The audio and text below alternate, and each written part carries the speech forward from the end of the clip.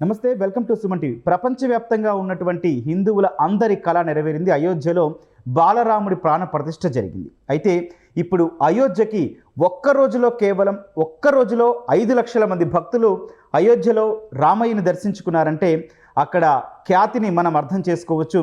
అయితే భవిష్యత్తులో అయోధ్య ఒక డెస్టినేషన్ కాబోతోంది, అందరికీ కూడా ఆధ్యాత్మిక రాజధాని అవ్వబోతుందంటూ కూడా ప్రస్తుతం వార్తలు వస్తున్నాయి.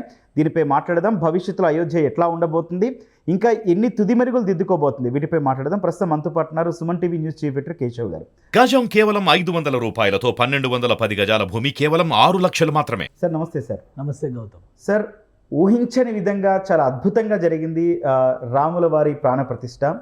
కానీ ఇప్పుడు దాంతోపాటు వస్తున్న మరో వార్త ఏంటి అంటే భవిష్యత్తులో ఇక డెస్టినేషన్ కాబోతుంది అయోధ్య అనేది, పర్యాటకంగా ప్రపంచంలో ఎక్కలేని విధంగా కాబోతుంది అని. అందుకు ఎటువంటి అవకాశాలు ఉన్నాయంటారు సార్? అంటే ఖచ్చితంగా అవకాశాలు అయితే చాలా ఎక్కువ ఉన్నాయి. ప్లస్ మొదటి 2 రోజుల్లో వచ్చినటువంటి రికార్డు చూస్తే మనం ఇప్పుడు ఏ అంచనాలతో అయితే రాముల వారి దేవాలయం ప్రపంచ పర్యాటక క్షేత్రాల్లో, ముఖ్యంగా తీర్థక్షేత్రాల్లో సముచిత స్థానం దక్కించుకుంటుంది అనుకున్నారో అది 100% వచ్చేటువంటి ఛాన్సెస్ కనిపిస్తున్నాయి. అది నంబర్ 1 పొజిషన్లోకి వెళ్ళినా ఆశ్చర్యపోవాల్సినటువంటి, అంటే మన ఏడుకొండల స్వామి, వెంకన్న స్వామి వెనక్కి వెళ్ళిపోయేటువంటి పరిస్థితి అయితే కనిపిస్తుంది అని మనం ఒప్పుకోవాల్సిందే. ఓకే. ఎందుకంటే ఇప్పుడు దేశంలో హిందూ పుణ్యక్షేత్రాల్లో అత్యధికంగా సందర్శకులు వచ్చేటువంటిది వెంకటేశ్వర స్వామి ఆలయం. సంవత్సరానికి 2.5 నుంచి 3 కోట్ల మంది భక్తులు దర్శించుకునేటువంటి పరిస్థితి ఉంది. యావరేజ్ అంటే ఓవరాల్గా, ఎందుకంటే 1000 సంవత్సరాల నుంచి ఉన్నటువంటి దేవాలయం అది, దానికి ఉండేటువంటి ప్రత్యేకతలు దానికి ఉన్నాయి. అసలు ఆలయాలు లేదా ప్రార్థనా స్థలాల్లో అత్యధికులు సందర్శించేటువంటి ప్రదేశం మన దేశంలో హిందూ దేవాలయం కాదు, అమృత్సర్ స్వర్ణ దేవాలయం. అచ్చా, ఓకే. సంవత్సరానికి 3.5 కోట్ల మంది దర్శించుకునేటువంటి, వెంకటేశ్వర స్వామి, తిరుమల వెంకటేశ్వర స్వామి కంటే కూడా ఎక్కువ దర్శనాలు జరిగేది అమృత్సర్. Okay okay. అంటే ఎక్కువ మంది సిక్కులు సందర్శించడం కానీ, అలానే అదొక ప్రముఖమైనటువంటి ఆలయం కాబట్టి, జనరల్గా భారతీయులకి ఈ టాలరెన్స్ అనేది ఎక్కువ కాబట్టి ఖచ్చితంగా అన్ని మతాల సర్వమత సౌభ్రాత్రం గురించి మనం ఆలోచిస్తాం కాబట్టి అలా వెళ్ళి సందర్శించే వాళ్ళు అన్ని రకాల కేటగిరీ సందర్శకుల్ని కూడా కలుపుకుని చూస్తే 3.5 కోట్లకు పైగా సంవత్సరానికి అక్కడ సందర్శనలు జరుగుతున్నాయి. కాబట్టి నంబర్ 1 పొజిషన్లో అమృత్సర్ ఉంది.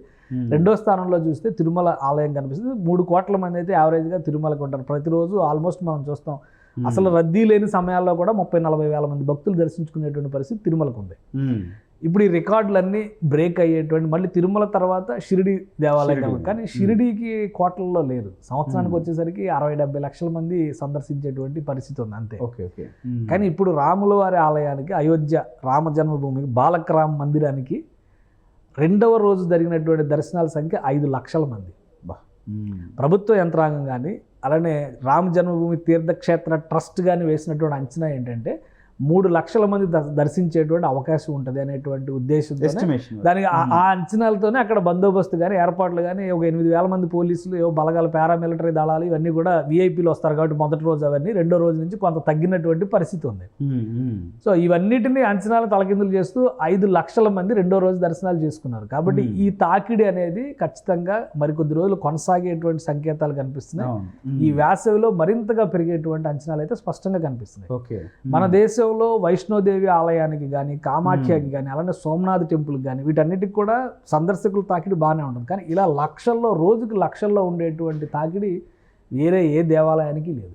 సార్, అసలు అక్కడ చూస్తే సుమన్ టీవీ కూడా అక్కడ ఫీల్డ్కి వెళ్ళినప్పుడు ఫెసిలిటీస్ ఇంకా అంత ఊహించలేదు మేము, ఇంకా చాలా తక్కువగా ఉన్నాయని కూడా భక్తులు చెప్తూ ఉన్నారు.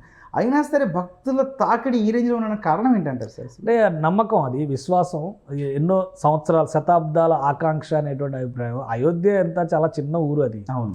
మామూలుగా ఒక 100 ఏళ్ల క్రితం ఈ వివాదం మొదలైనటువంటి సందర్భం, అంటే ఈ వివాదం 1880వ దశకంలో బాగా పీక్ స్టేజ్కి వెళ్ళినప్పుడు బ్రిటిష్ వాళ్ళు వేసినటువంటి అంచనాల ప్రకారం కూడా 6,000 జనాభా అయోధ్యకి. ఈ రోజు మొత్తం కలిపి చూస్తే కనుక 8 లక్షల నుంచి 14 లక్షల జనాభా మొత్తం అయోధ్య, ఫైజాబాద్ ఇవన్నీ కలుపుకొని చూస్తే. కాబట్టి అక్కడ ఉండేటువంటి వనరులు, వస్తువులు తక్కువ. ఎప్పుడైతే కోర్టు నుంచి క్లియరెన్స్ వచ్చిందో ఆ తర్వాత రాబోయేటువంటి సందర్శకుల కోసం ఎయిర్పోర్ట్ కానీ, కొత్త రైల్వే స్టేషన్ కానీ బస్ స్టాండ్ కానీ ఈ ఏర్పాట్లన్నీ కూడా చాలా విస్తృతంగా చేశారు. ఇంకా రాబోయే రోజుల్లో ఇంకా అప్రతిహతంగా అయోధ్య వైభవం పెరిగేటువంటి అవకాశాలు చాలా స్పష్టంగా కనిపిస్తున్నాయి. మొదటి రోజు ఒక్కరోజే 100 విమానాలు అయోధ్య ఎయిర్పోర్ట్లో ల్యాండ్ అయినటువంటి పరిస్థితి. 100 విమానాలు ల్యాండ్ అవడం, అది కూడా కొత్తగా కట్టినటువంటి ఎయిర్పోర్ట్లో, అంటే ఆ ఎయిర్ ట్రాఫిక్ కంట్రోల్ అనేది మామూలు విషయం కాదు అది.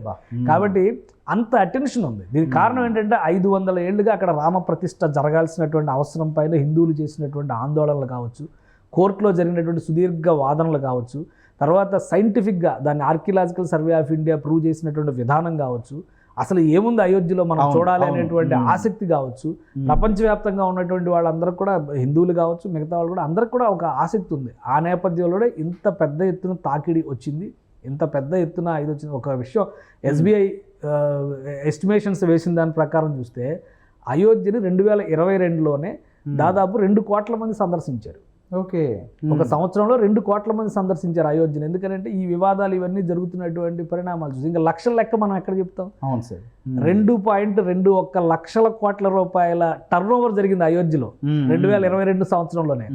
ఎందుకంత టర్న్ ఓవర్ జరిగింది అంటే 2019లో కోర్టు జడ్జిమెంట్ ఇచ్చింది, 2020లో నరేంద్ర మోడీ గారు భూమి పూజ చేశారు, అయోధ్య మందిరానికి సంబంధించి ఏర్పాట్లు జరుగుతున్నాయి. దశాబ్దాలుగా కరసేవక్స్ కానీ వీళ్ళు కానీ ఇటుకల దగ్గర నుంచి శ్రీరామ్ ఇటుకలు పంపించారు కదా, అన్ని రకాల శిల్పాలు, అన్ని అక్కడ కావాల్సినటువంటి వసతులన్నీ సమకూర్చి ఇవన్నీ చూడాలనేటువంటి ఆసక్తితో వెళ్ళిన వాళ్ళ సంఖ్య 2 కోట్లు ఉంది. కాబట్టి ఇది పెరిగేటువంటి అవకాశం ఉంది కదా. పైగా కరోనా తర్వాత జరిగినటువంటి పరిణామాల్లో హిందూ దేవాలయాలకి రద్దీ విశేషంగా పెరిగింది, అది వాస్తవం. దానికి వేరియస్ రీజన్స్ ఉండొచ్చు. ఎందుకంటే వారణాసిలో ఉన్నటువంటి కాశీ క్షేత్రానికి సంబంధించి ఆయన వారణాసి కారిడార్ ప్రారంభించారు కదా, దాని తర్వాత జరిగినటువంటి పరిణామాల్లో 2022 సంవత్సరం ఒక్క సంవత్సరంలోనే కాశీని 8.5 కోట్ల మంది సందర్శించినట్టుగా అంచనాలు వచ్చినాయి. సో ఇవన్నీ చూసినప్పుడు ఏముంటుంది, రాబోయేటువంటి రోజుల్లో ఉత్తరప్రదేశ్కి కానీ భారతదేశానికి కానీ టూరిజం పరంగా, పిలిగ్రిమ్ టూరిజం పరంగా అయోధ్య ఒక ప్రముఖమైనటువంటి స్థానాన్ని సాధించబోతుంది. జెఫ్రీస్ కంపెనీ వేసినటువంటి ఎస్టిమేషన్స్ ప్రకారం చూస్తే కనుక అయోధ్యకి ఏటా 5 కోట్ల మంది భక్తులు రావడానికి అవకాశం ఉంది.